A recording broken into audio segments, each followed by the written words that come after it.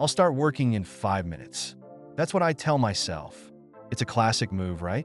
I sit down, open my laptop, and suddenly I'm scrolling through social media, checking emails, and watching videos of cats doing ridiculous things. 5 minutes turns into an hour, and I'm still not working. I think just a little longer. I'll get to it. But then I find myself deep in a rabbit hole of conspiracy theories or binge watching a show I've seen 100 times. It's like I'm in a time warp.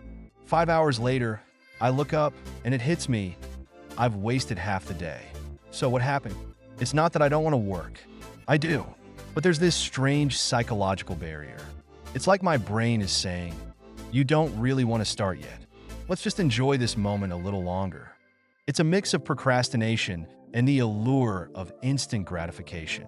I start thinking about all the things I could have accomplished in those 5 hours. I could have tackled that project that's been looming over me, or I could have learned something new. Instead, I'm left with a sense of regret and a to-do list that's only getting longer. But here's the kicker. I know I'm not alone in this. We've all been there, right? The struggle is real. It's like we're all part of this unspoken club of procrastinators. So, what's the solution? How do we break this cycle? One trick I've found is setting a timer. Just 25 minutes of focused work followed by a 5-minute break.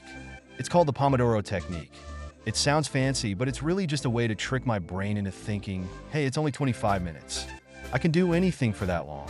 And you know what? It works. During those 25 minutes, I dive in. I focus. I get things done, and when the timer goes off, I take that well-deserved break. I stretch, grab a snack, or even scroll through social media for a few minutes. It's a reward system that keeps me motivated. Another thing that helps is changing my environment. Sometimes just moving to a different room or even a coffee shop can spark creativity and focus. It's like a reset button for my brain.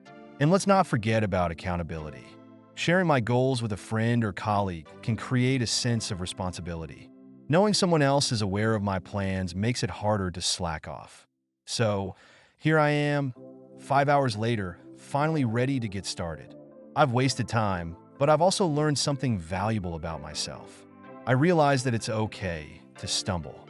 What matters is that I get back on track. Now it's time to dive into that project. I'll take a deep breath, set my timer, and remind myself that every minute counts. No more procrastination. It's time to finally get started.